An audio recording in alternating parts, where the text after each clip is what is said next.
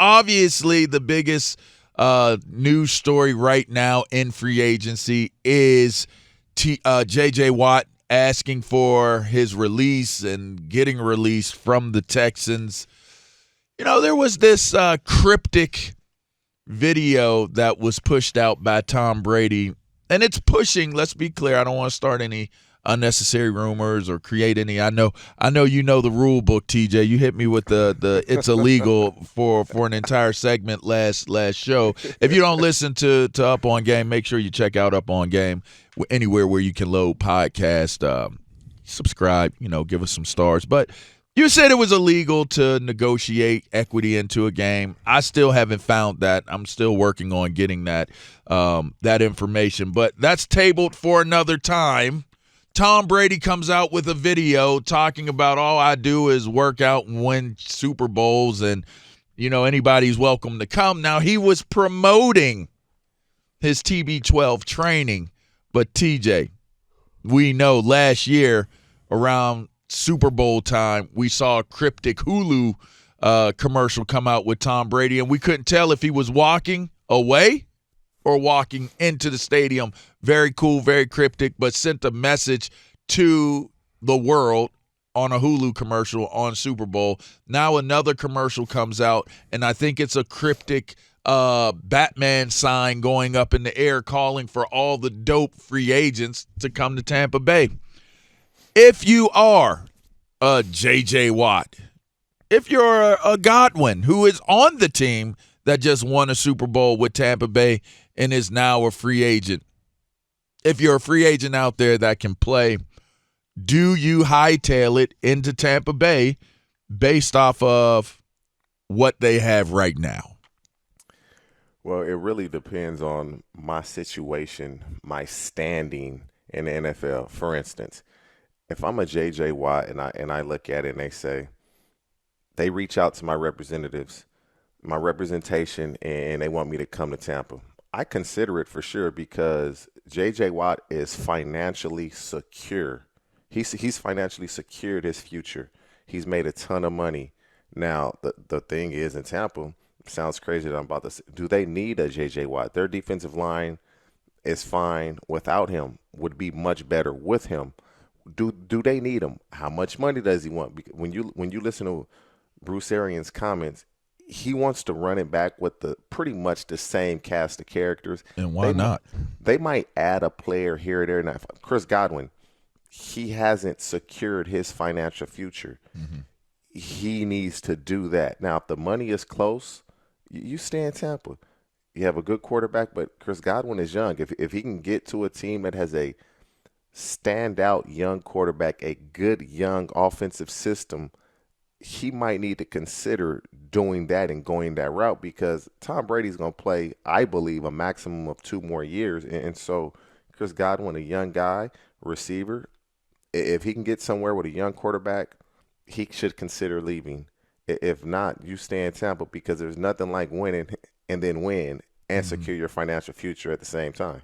Now, let me throw this one out you just to give some perspective because a lot of times, I mean, it is the simplest of simple answers to say you got to go get the money, right? I agree. You got to go get the money. If you can secure yourself, like you said, financially, and another team is willing to compensate you at that level where you're super happy and you're super secure with where you're going in the future as a player, you probably have to take it, even if it's like Detroit, right? But let me ask you this. I was having this conversation with one of the homies yesterday, and hey, if the money's close, though, I don't know if I'm going to Detroit. I'm staying. But go okay, ahead. So that's interesting because this is what I'm getting at. Say you stay, and maybe it's not as close, but it's close, but not as close. Like it's like Detroit is offering you that bag. And Tampa's like offering you like, kind of like, like a small briefcase, like a fanny pack, Oh, I'm going to Detroit. You gonna go to Detroit? Yeah, I mean, at the end of the day, man, you play this game for the glory and to go down in the history books. But ultimately, I don't care how many Super Bowls you win, how much success your team has. If you don't secure your family's financial future, you're not playing the game the right way. Mm-hmm. And that's ultimately what it boils down to, because when you retire, them Super Bowls not paying your bills. All right. Now, that's a conversation. And again, that's what I was saying. I was talking to the homie about yesterday, and we were talking about a retired player on average has about 3 years before their brand diminishes to the point of where you can't leverage it anymore. About 3 years. Now, think about that. Like, First year you out of the league, they calling you, oh, hey, you won the Super Bowl, da-da-da, this, that. We want to have a signing, private signing. Come here. Oh, we're having a public signing. Come in. Second year, little bit. Oh, come to the Super Bowl. Maybe not so much for the signings and the money, but come to the Super Bowl. Come hang out, da-da-da. We're doing a party, blah, blah, blah. Come help host, da-da-da, this, that, and the other, right? Year 3, it's like you're still getting invites, but they're scarce. You don't hear them anymore. You know, some of those checks that were rolling in, them residual checks, that you start to realize that they're not coming in anymore. And now you're left to figure out, what do you do and how do you leverage it? I'm wondering, is that any different with playing on a Tom Brady Super Bowl team? If you have an amazing career and you didn't go somewhere else like a Detroit, in a place where you probably most likely won't win at a high level, get a lot of exposure, get a lot of coverage maybe, I don't know, but you go to a place where you don't have any more success. Is there more value in what you can leverage if you were to win with Tom versus going to a place where you're not going to win as much? Because to me, that was the question. Like, if I'm able to have so much production with Tom Brady that I end up being a Hall of Famer, and you're able to get those numbers as a Hall of Famer, you're now able to leverage being a Hall of Famer, and I would have been able to leverage that off of playing with Tom Brady. If I'm on the other side of the ball in the defense, it provides me opportunities as well because of how good they are on offense. Winning championships. Is that enticing enough to say, well, I'd rather get the back end of what I can garner off of tremendous success?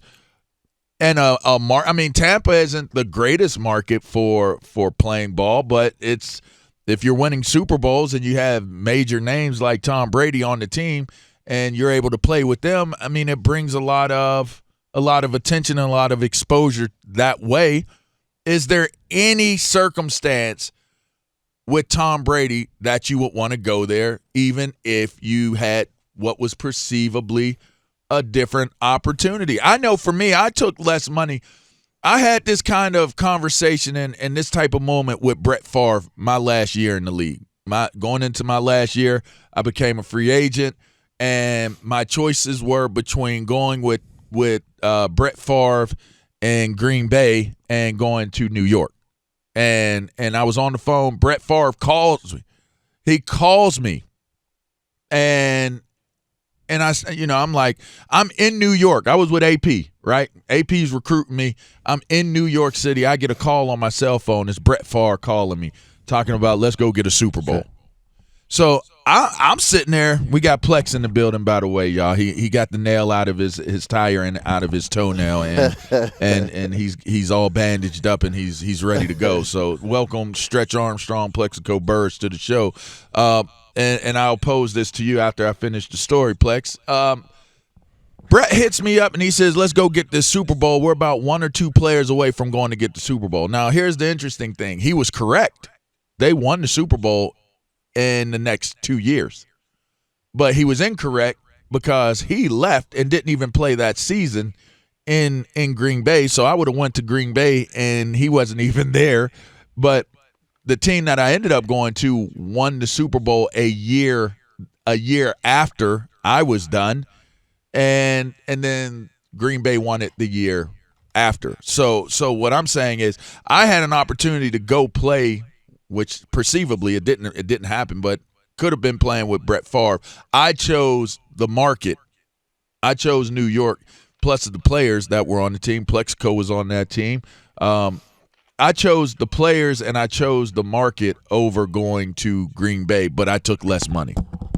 Plex, would you take less money and go play for Tom Brady, play with Tom Brady in Tampa, or take the check somewhere else based upon the financial security of it? When I was a free agent back in '05, I was kind of presented with the same situation, and I look at what J.J. Watt is going through, and I basically had a sit down end of the year meeting with Coach Cowher. And Tommy Maddox was our quarterback, and then obviously Ben came in. Hines and myself had just went for 2 back-to-back 1,000-yard seasons, and at the end of the year, Coach Cowher, he told me that I want to be more involved in the offense. I feel like I can do more, and Coach Cowher told me that he said, well, we're not going to change our offense for one person. And that kind of put me in a bind, a strange situation, because I wanted to remain in Pittsburgh because we had a great team. We had lost 2 AFC Championship games to the Patriots. And come free agency time, obviously, everybody, you want to get paid what you think you deserve. But I basically put myself into a puzzle to each team that I went to go see. I went to go see the Minnesota Vikings. And Randy Moss had just left, and I'm saying to myself, why do I want to go to Minnesota and try to, play in Randy Moss shoes of what he just left? It was absolutely legendary, so that wasn't going to happen. and then Carolina was on my board, and this kind of came out of nowhere, which really surprised me. Steve Smith came out and said he didn't want to play with me. I didn't know what that was all about. Oh, wow. I know. Steve be tripping. Yeah, he said, we don't need Plaxico here. It's not the Carolina way. We have some young receivers that we're trying to build, and, bringing him into the mix would just create a lot of, problems. So I was like, wow, okay. So I actually kind of looked at it the other way. Could you whoop Steve Smith? From what I understand, he's a 4th or 5th degree black belt or something. He's breaking. The guy's breaking eye sockets. Oh, okay. All right. So he's like a Greg Lloyd. Yeah. Right, I'm gonna leave him alone. You're gonna leave that alone. All right. Yeah, I'm gonna leave him alone. Okay. All right. And so, I'm saying to myself, I go to the Giants weren't on my list, but then I kind of put myself into the puzzle. I play the X wide receiver, which is the weak side wide receiver. When I'm in Pittsburgh, I'm drawing a lot of double coverage because I'm on the backside. And I'm saying to myself, you know what? I need a tight end that can get open on the backside, draw some double teams, get down the field so I can get some one-on-one situation. Yeah. And it happened to be Jeremy Shockey. And it was the best situation for me, so I ended up going to New York. So now I'm looking at the J.J. Watt situation. J.J. Watt has made all the money in the world. So he's not chasing money right now. He's ring chasing. And I'm looking at it as I see him in one of 3 places. For him, he wants to win a championship, obviously. He's a first ballot Hall of Famer already. Yep. I think Kansas City, because if you put him in Kansas City, you put him on a defensive line, they will have the best front four in football. If he goes to Tampa Bay, it's the same situation. If you put him in Tampa Bay on that front four, they have the best front four in football. And maybe Pittsburgh. Because of his brother? But because of his brother. Man, I wouldn't want that. I love my brothers to death, but if my brother was J.J. Watt and I'm T.J. Watt, listen, I don't want that. I don't want that. Listen, it will be a beautiful thing for them to play together. I think that's what they're trying to make happen in Pittsburgh. But if I'm J.J. Watt, I honestly believe that he's looking at Tampa Bay and Kansas City because he knows that it is his best chance to win a championship. Hey, y'all. That's where I think he'll end up.